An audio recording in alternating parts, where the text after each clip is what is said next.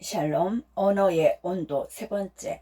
난 그의 목소리를 억지로 들으며 현역 시절 지칠 줄 모르는 체력과 폭넓은 활동량으로 그라운드를 누볐던 박지성 선수를 연상했다.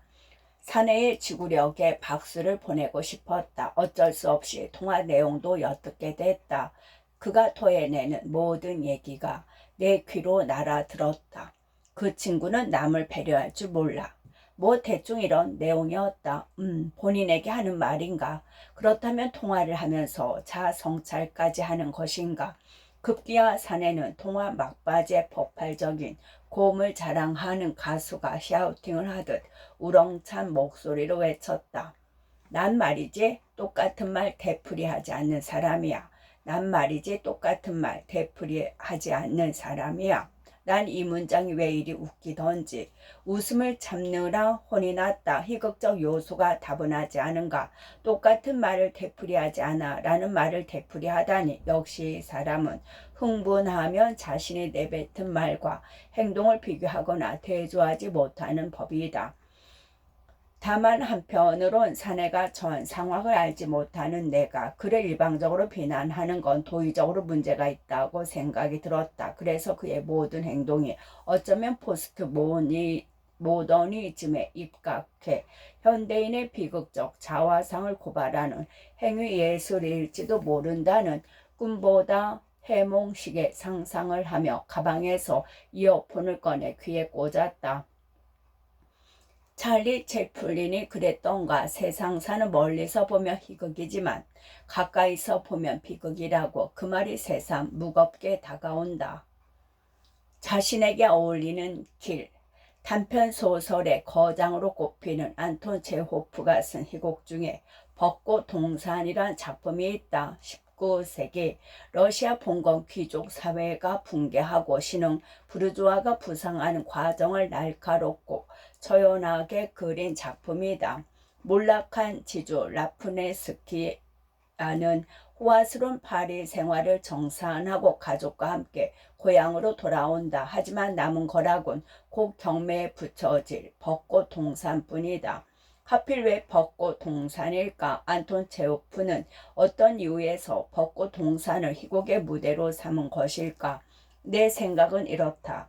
한껏 흐드러지게 피다가 일순간 꽃비를 흩뿌리며 사라지는 벚꽃이 짧디 짧은 우리네 인생과 닮았기 때문이 아닐는지.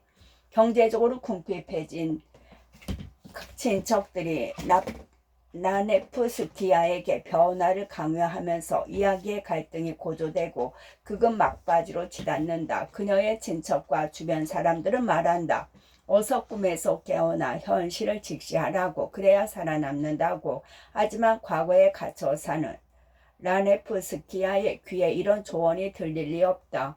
결국 그녀는 시대의 흐름에 적응하지 못하고 영지를 떠나게 된다. 벚꽃나무가 잘려나가는 소리를 뒤로 한 채 연극을 본 뒤 감정이입을 해봤다. 내가 그녀였다면 어떤 결정을 내렸을까? 그녀의 터전인 동산을 갈아엎어 재개발을 추진하거나 해당 지자체 도시계획위원회에 놀이동산으로 용도 변경을 신청했을까? 살다 보면 누구나 낡은 것과 새로운 것 사이에서 고민해야 하는 선택의 기로에 들어서기 마련이다. 하지만 안타깝게도 뱅뱅 사거리나 세종로 사거리와 달리 인생의 사거리는 불친절하기 짝이 없다. 이정표가 존재하지 않는다.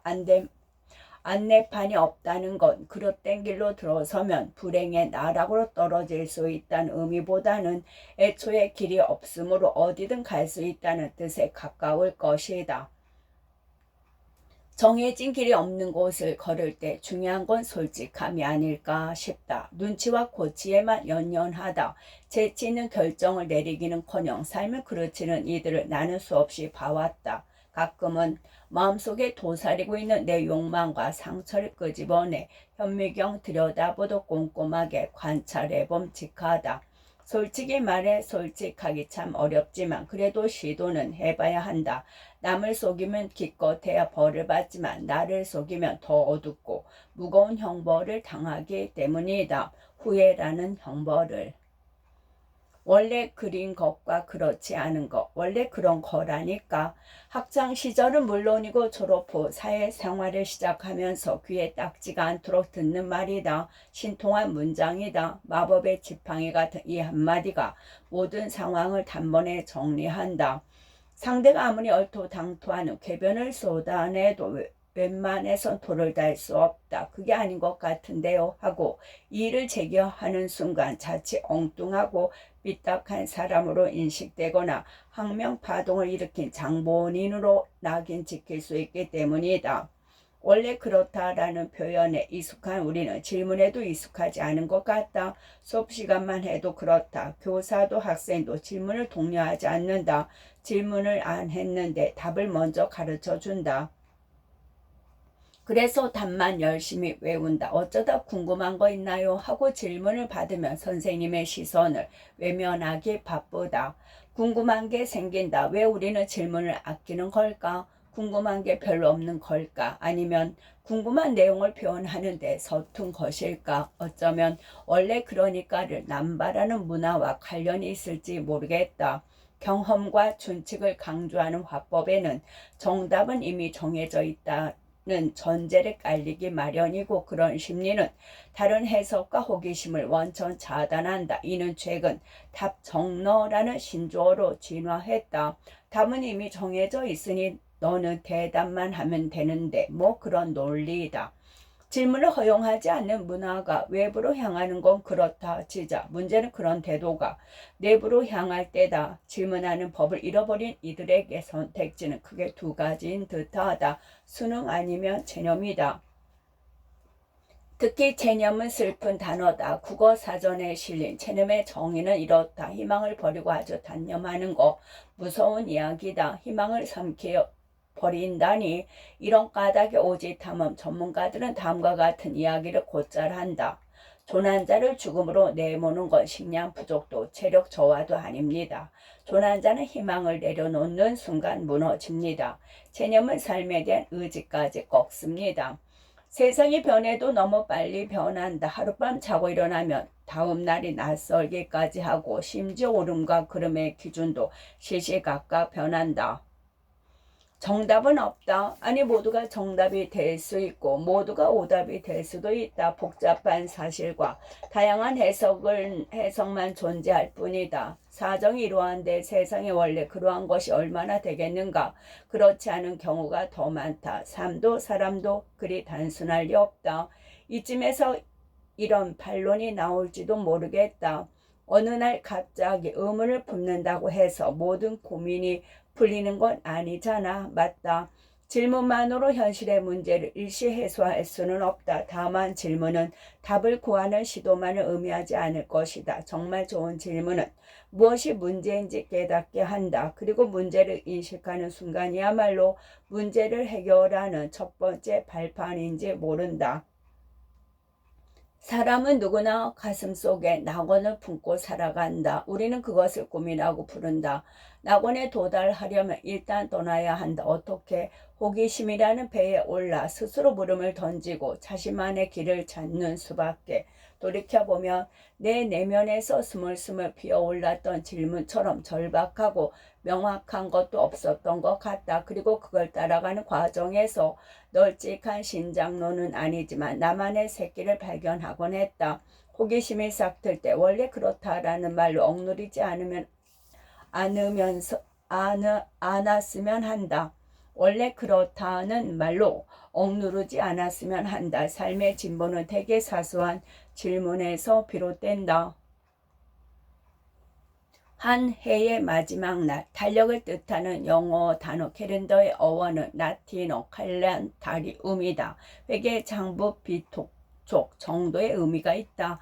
고대 로마에선 채무자가 매일 초 하루의 이자를 갚았다고 한다. 갚아야 할 빚이 많은 사람은 회계 장부를 한 장 한 장 넘기고 새로운 달이 맞이할 때마다 뭔가에 쫓기는 듯한 기분을 지울 수 없었을 것이다. 슬쩍 달력을 올려다봤다. 나는 이 원고를 2015년 마지막 날에 쓰고 있다. 오늘 자정 서울 종로의 보신각 종소리는 어김없이 텔레비전 중계 화면을 타고 전국에 울려 퍼질 것이다. 방송국 아나운서는 2015년 저물어 갑니다. 이렇게 또 한 해가 간다고 생각하니 조금 허무하기도 하네요. 라는 상투적인 멘트로 방송을 시작할 때고, 라디오에선 해가 저무는 끝자락에선 지난 1년을 돌아보는 게 어떨까요? 라는 클로징 멘트로 끝을 맺을 것이 분명하다. 그래, 철저한 자기 반성은 피가 되고 살이 된다. 숙연한 자세로 과거를 되씹어 봄직하다. 하지만 지나친 자기 비하나 부정은 희망의 싹을 아예 잘라버리는 법. 한 해의 마지막 날을 비관주의로 물들일 필요는 없다고 본다. 이 정도면 애썼다고, 잘 버텼다고, 힘들 때도 있었지만 무너지지 않아 다행이라고. 그러면서 슬쩍 한 해를 음미하고 다가오는 세례를 내려다보는 것도 그리 나쁘지 않으리라. 참 해마다 이맘때가 되면 어느 선배가 술자리에서 남긴 말이 떠오른다. 일종의 말장난 같기도 했지만 그가 얼큰하게 취해 뇌까린 문장이 며칠이나 귓가에 감돌았다. 기주야, 인생 말이지 너무 복잡하게 생각하지 마. 어찌 보면 간단해. 산타크로스를 믿다가 믿지 않다가 결국에는 본인이 산타 할아버지가 되는 거야. 그게 인생이야. 더 주지 못해 미안해.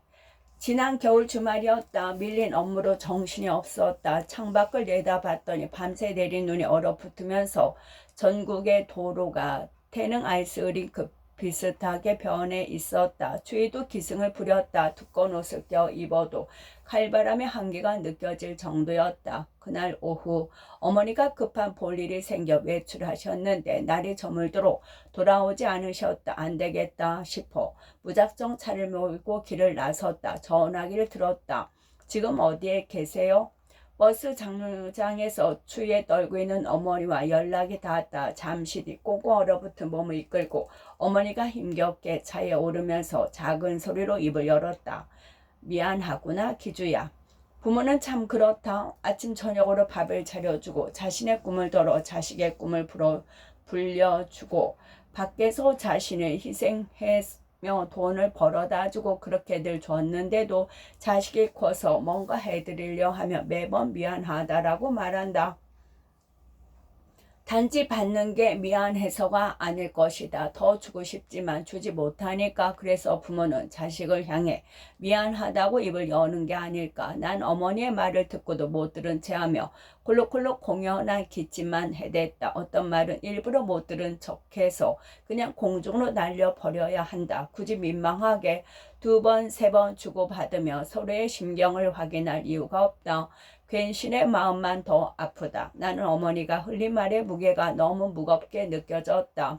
차디찬 빙판길에 미안이란 단어를 내동댕이 치고 싶은 심정이었다. 그날 난 자동차 히터를 더 크게 트는 일밖에 하지 못하였다. 어머니의 미안하다는 말이 시끄러운 히터 소리에 묻혀버리도록.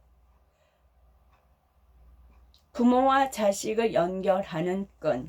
집 근처에 조금 느린 아이들, 아픈 게 아니라 조금 느릴 뿐. 그러니까 발달장애 아이들이 재활을 돕는 학교가 있다. 학교 앞 정류장은 등하교 시간이 되면 수업을 마친 학생과 학부모가 한꺼번에 몰려 북새통을 이룬다. 하루는 그곳에서 버스를 기다리고 있었는데 멀리서 투벅투벅 걸어오는 모자의 모습이 눈에 들어왔다. 난 한 손으로 햇볕을 가리고 두 사람의 걸음새를 좀 더 들여다봤다. 자세히 보니 서로의 몸을 얇은 끈으로 연결한 채 걷고 있었다. 끈은 줄넘기 줄 같기도 했고 등산용 밧줄 같기도 했는데 한쪽은 학생의 왼손에 동여매어 있었고 다른 한쪽은 어머니 오른손에 칭칭 감겨 있었다. 왜 그런 거지? 고개를 깨우쳤다. 궁금증은 이내 풀렸다. 아들을 향한 어머니의 외침에서 그들의 사정을 어렴풋이 짐작할 수 있었다. 찻길로 내려가면 안 돼.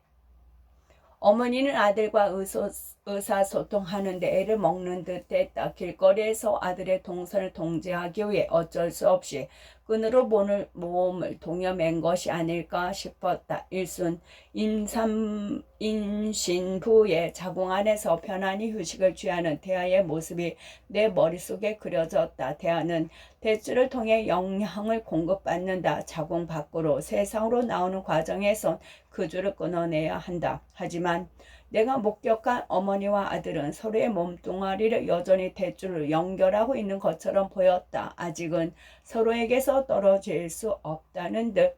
잠시 뒤 나는 버스에 올랐다. 차가 출발하자 나와 모자 사이에 거리는 점점 멀어졌다. 멀리서 바라본 어머니와 아들의 흐릿한 실루엣은 서로의 몸을 생명줄, 로프로 연결한 채 만년설에 뒤덮인 히말라야의 어느 기슭에서 대자연과 맞서고 있는 산악인들의 모습을 연상하게 했다. 그렇다면 저 어머니와 아들은 어떤 산을 무엇을 위해 오르는 것일까? 글쎄다. 어쩌면 저들은 낯선 길에 대한 두려움 없이 꽤 아득하고 특별한 여정을 걷고 있는지도 모르겠다. 남들이 감히 오를 수 없는 그들만의 신선한 봉우리를 향해.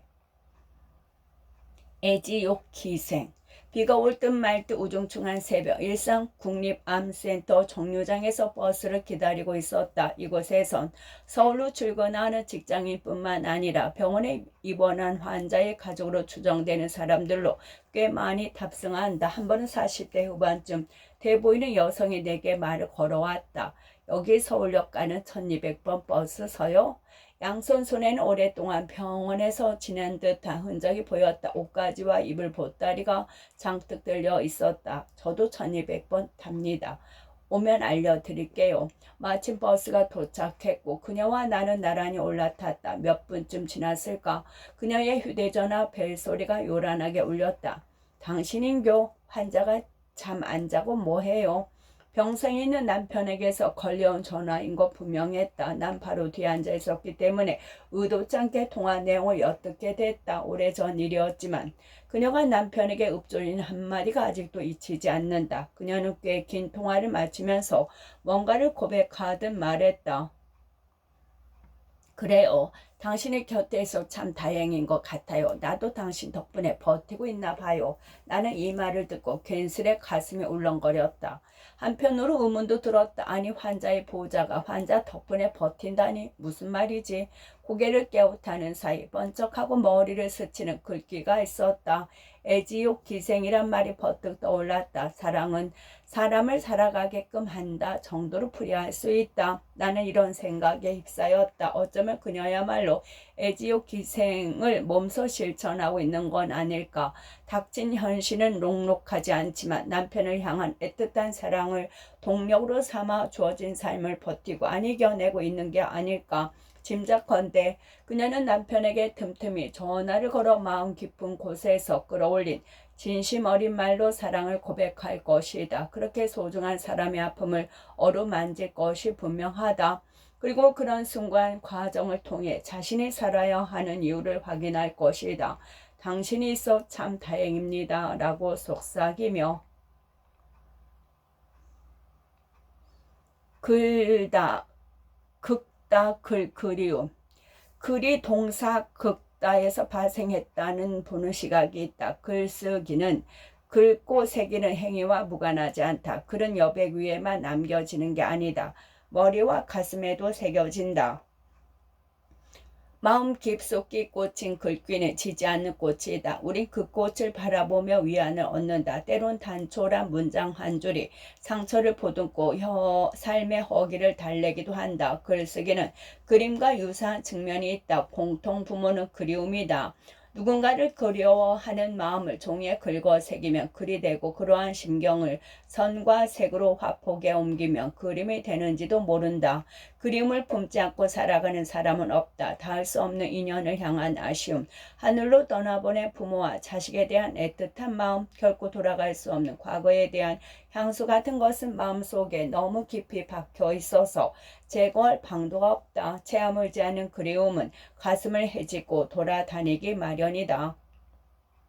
그렇다. 그리움의 활동 반경이 유독 커지는 날이면 우린 한 줌 눈물을 닦아내며 일기장 같은 은밀한 공간에 문장을 적거나 책 귀퉁이에 낙서를 끼적거린다. 그렇게라도 그리움을 쏟아내야 하기에, 그래야 견딜 수 있기에. 누군가에겐 전부인 사람. 어느 기업에서 글쓰기 강연을 마치고 화장실에 들어갔다. 벽면에 달라붙어 있는 메모판에 짧은 문장이 쓰여 있었는데 찬찬히 읽어 내려가다 마지막 문장에 시선이 멈췄다. 뜨끔했다. 평범한 길을 걷다가 돌연 가파른 절벽을 만난 가슴이 철렁 내려앉는 기분이었다. 이런 문구가 적혀 있었다. 화장실 깨끗하게 사용해 주세요. 이곳을 청소해 주시는 분들, 누군가에겐 전부인 사람들입니다. 사랑이란 말은 어디에서 왔을까? 어느 가을이었다. 급하게 작성할 원고가 있고 해서 작은 카페에 들어가 노트북을 켰다. 커피 향으로 가을 냄새가 묻어나는 것 같았다. 카페 구석에 꽂혀있는 시집 한 권을 집어들었다. 지난 여름은 참으로 위대했습니다. 들판에 바람을 불어놓아 주서서라며 가을을 칭송하는 니켈의 시가 눈에 들어왔다. 서둘러 원고를 마감하고 가을 분위기에 흠뻑 젖어들 무렵이었다. 아기 울음소리가 카페 안에 울려 퍼졌다. 커피를 주문하던 어머니가 황급히 유모차로 달려갔다. 아기는 엄마 품에 안기자 울음을 그쳤다. 어머니는 아기를 조심스레 들어올려 이리저리 살피며 괜찮아 라고 말하는 것처럼 보였다. 괜찮아, 이제 괜찮아 라고. 순간 내 머릿속은 헤아림, 염려, 애틋함 같은 단어로 가득 찼다. 난 별것도 아닌 광경을 한참 동안 지켜봤다. 세상이 시끄럽고 번잡할수록 순수하고 끊임없는 광경을 목격하면 좀처럼 시선을 떼기가 어렵다. 이날도 그랬던 것 같다. 커피숍을 나서는 길 문득 생각이 꼬리에 꼬리를 물어 어느 책에선가 읽은 사랑의 어원에 미쳤다. 사랑이란 말은 어디에서 왔을까? 여기에는 몇 가지 설이 있다. 어떤 학자는 사랑이 살다 활의 명사형일 것으로 추측한다. 하지만 나는 생각할 사와 헤아림을 의미하는 한자 양량을 조합한 사량에서 사랑이 유래됐다는 설을 가장 선호한다. 그도 그럴 것이 사랑을 하면 상대에 대한 생각을 감히 떠칠 수 없다. 상대의 모든 것을 탐험해 알아든다.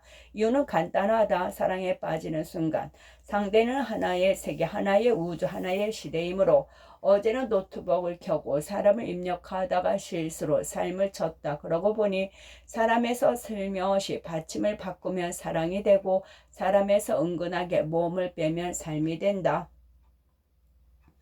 몇몇 언어학자는 사람, 사랑, 삶의 근원을 거슬러 올라가며 같은 본류를 만나게 된다고 주장한다. 세 단어 모두 하나의 어원에서 파생했다는 것이다. 세 단어가 닮아서일까? 사랑에 얽매이지 않고 살아가는 사람도 사랑에 끼어들지 않는 삶도 없는 듯하다. 삶의 본질에 대해 우린 다양한 해석을 내놓거나 음미하기를 좋아한다.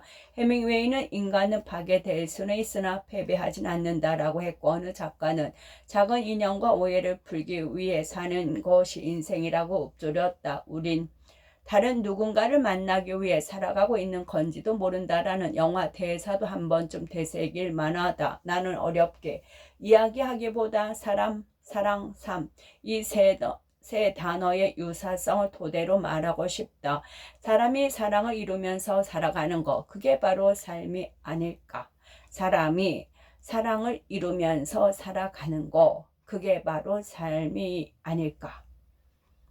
어머니를 씹는 중 평소 알고 지내는 지인이 급작스럽게 모친상을 당했다. 뒤늦게 전해 들었다. 자식에게 어머니는 씨앗 같은 존재다. 어머니는 생명의 근원이다. 대지에 사는 모든 생명체는 어머니의 자궁에서 태어나 어머니의 돌봄을 받는다.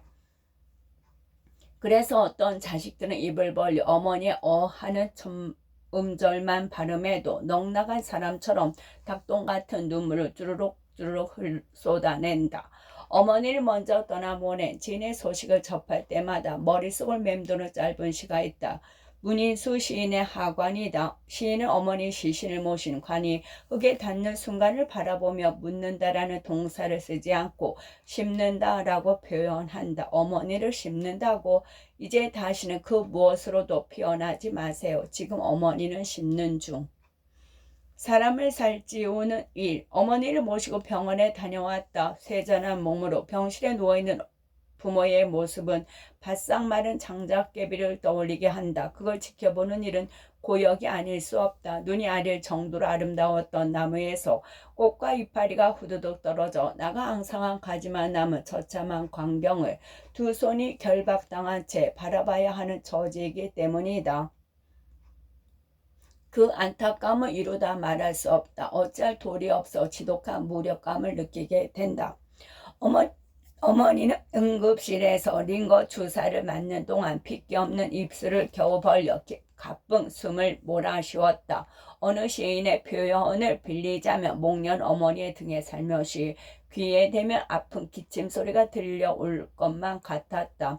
난 가느다란 호수를 타고 뚝뚝 떨어지는 링거액을 응시하다 소리내지 않고 울었다. 그렇게 눈물을 다 쏟아내고는 공순이 두 손을 모았다. 그리고 빌었다. 보도당하 전해지라. 어머니 혈관을 타고 재빨리 들어가서 어서 양분을 공급해 주렴. 꽃과 이파리가 더 떨어지지 않게 해주렴.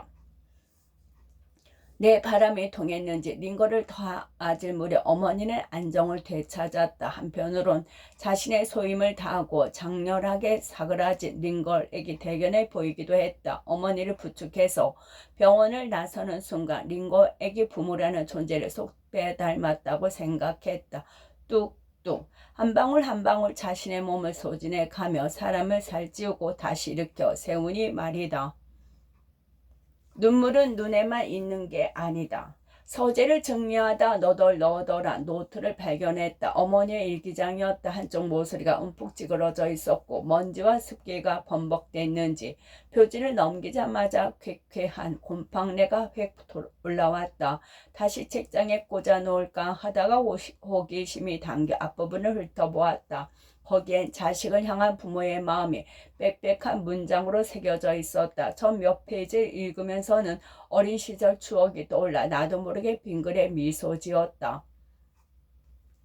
그러나 계속 읽다 보니 당신이 부모로서 짊어져야 했을 삶의 무게가 묵직하게 다가와 노트를 끝까지 넘기지는 못했다.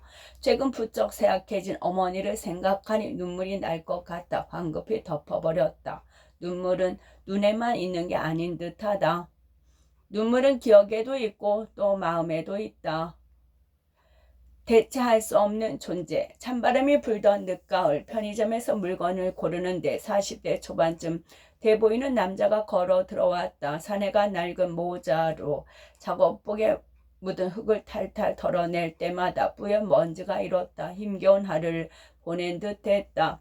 잠시 후 그는 갓 구워진 즉석 과자를 집어들었다. 점퍼에서 꼬깃꼬깃한 지폐를 꺼내 계산을 마친 사내는 후들후들하고 커다란 손으로 과자를 받아들더니 점퍼 안으로 조심스럽게 집어넣었다. 점원이 그 모습을 조금 의아하게 바라봤다. 사내가 머쓱게 하며 입을 열었다. 하하, 애들 주려고요. 과자가 식으면 안 되잖아요. 사내는 그렇게 말하고는 터벅터벅 편의점을 걸어나갔다. 뒷모습을 바라봤다. 마치 수척한 낙타가 귀한 짐을 싣고 어슬렁어슬렁 걸음을 옮기는 것처럼 보였다. 벼랑간 김죽신 시인의 19간 내 뇌리를 뜨겁게 달구었다. 시인은 완전 무장이라는 시에서 낙타는 전생부터 지 죽음을 알아차렸다는 듯 두 개의 무덤을 지고 다닌다고 노래했다. 사막을 가로지르며 살아야 하는 낙타의 슬픈 숙명을 시에 담담히 담아낸 것이다. 문득 방금 본 사내의 일상과 낙타의 하루가 닮았다는 생각이 들었다. 어쩌면 저 사내도 오아시스에 대한 흐릿해져 가는 기억을 붙잡은 채 수십 무릎을 부여잡으며 매일 황량한 사막을 횡단하고 있는지도 모른다. 자신의 책임을 다하기 위해, 가족을 위해. 그러고 보면 퇴근길 지하철에서 마주치는 아버지의 뒷모습은 사막 한가운데에 서 있는 낙타를 닮았다. 홀로 터벅터벅 걸어가는 그들은 어딘지 모르게 어깨가 충들어져 있다. 위에서 눌리고 밑에서 치이는 조직 생활에서 제 한몸 추스리기가 쉽지 않기 때문일까? 반복되는 하루를 보내며 간신히 버티는 날이 수두룩하기 때문일까? 그렇게 아버지가 된다라는 영화가 있다. 산부인과에서 아이가 뒤바뀐 사실을 알게 된 두 아버지의 사연을 밑거름으로 삼는 이야기다. 설정은 진부하지만 내용만큼은 진부하지 않다. 영화는 엘리트 회사원인 료타 그리고 작은 전자성회를 운영하는 유다라는 두 가장의 모습을 통해 아버지가 된다는 것은 어떤 의미인가 하는 질문을 던진다. 난 영화가 끝나고 엔딩 크레디트가 다 올라간 뒤 상영관에 불을 켜질 때까지 자리에서 일어나지 못했다. 영화가 주는 여운에 붙들려 발걸음이 떨어지지 않았다. 곰곰 생각했다. 아버지는 어떤 존재인가? 자식에게 아버지는 어떤 사람이어야 하는가? 사실 이런 질문에는 세계적 석학의 견해나 전문가의 충고보다 책을 읽으면서 굵은 펜으로 밑줄을 그은 문장이나 영화 속 주인공들의 덤덤하게 읊조리는 대사가 훨씬 더 유용한 해답을 주기도 한다. 영화에서 유독 기억에 남는 장면이 있다. 합의를 통해 아이를 바꿔 키우기로 한 두 아버지는 아이들이 뛰어노는 모습을 바라보다 자녀 교육에 대한 인식 차이를 확인한 대목이 있다. 이때 상반된 성격의 두 인물이 이런 대사를 주고받는다. 유다이가 아이들과 함께하는 시간이 중요해요. 그건 그렇지만 회사에서 제가 아니면 안 되는 일이 많습니다. 아버지라는 일도 다른 사람은 못하는 거죠. 대체할 수 없는 문장. 글은 엉덩이 힘으로 쓰는 것이다. 작가나 기자처럼 글쓰기를 업으로 하는 사람들이 자주 하는 말이다. 약간의 허세가 섞여 있기는 하지만 충분히 일리가 있는 얘기다. 타고난 천품으로 좋은 글을 쓰는 사람은 거의 없다. 거의 없다는 건 가끔 있다는 걸 의미하기도 하지만 상당수 작가는 시간과 드자비를 해가며 머릿속 모니터에 쓰고 지우기를 거듭한다. 단어를 고르고 고치고 꿰매는 일을 되풀이한다. 제 경험하지 않았거나 미처 생각하지 않은 것들을 문장으로 이야기하려면 그 수밖에 없다. 덜어낼 것도 보탤 것도 없는 척박한 문장을 쓰고야 말겠다는 다짐이 지면에 스며들 때까지 펜을 들고 있어야 한다. 그러므로 작가는 벼랑 끝까지 가보는 사람인지도 모른다. 혹은 벼랑 근처까지 갔다가 자신만의 깨달음을 안고 돌아오는 사람이거나 엉덩이력과 필력은 비례하다는 믿음을 가지고 종이에 앉아있다 보면 다른 문장으로 대체될 수 없는 단 하나의 문장이 떠오르기도 한다. 물론 거의 실패한다. 머릿속에 잠복해 있던 단어가 문장으로 변하는 순간 물 밖으로 나온 생선처럼 신선함을 잃어버리기 마련이니까. 그래서 글을 쓰는 작업은 실패할 줄 알면서도 시도하는 과정, 결코 도달할 수 없는 목적지를 찾아 나서는 행위라고 나는 생각한다. 뭐 어디 글쓰기만 그러할까? 지금 이 순간 우린 저마다 대체할 수 없는 것을 찾기 위해 발버둥 치고 있지 않나. 남이 알아주지 않아도 그게 아니면 안 될 것 같아서 결코 대체할 수 없는 것이기에 그리고 그게 무엇이든 그런 걸 하나쯤 가슴에 품고 있다면 이미 충분히 잘 살아가고 있는 건지도 모른다. 참 원고를 완성하는 순간에만 작가로서 해방감과 성취감을 느끼는 건 아니라는 점을 덧붙여 말하고 싶다. 한 줄 한 줄 문장을 정지하고 고치다가 아 이거다 싶은 본능이 꿈틀거릴 때 더 나은 글이 될 것 같은데 하는 느낌이 손의 근육과 신경망을 타고 머리와 가슴으로 전해져 올 때 나는 작가로서의 커다란 희열을 느낀다. 꽃도 그렇지 않나? 화려하게 만개한 순간보다 적당히 반쯤 피었을 때가 훨씬 더 아름다운 경우가 있다. 절정보다 더 아름다운 건 절정으로 치닫는 과정인지도 모른다. 송나라 때 시인 소옹은 이러한 이치를 멋들어지게 노래했다. 좋은 술 마시고 은근히 취한 뒤 예쁜 꽃 보노라 반쯤 피었을 때 지금도 나쁘지 않지만 앞으로 더 좋아질 것 같은 예감이 드는 순간 우린 살아가는 동력을 얻는다. 어쩌면 계절도 감정도 인연이라는 것도 죄다 그러할 것이다.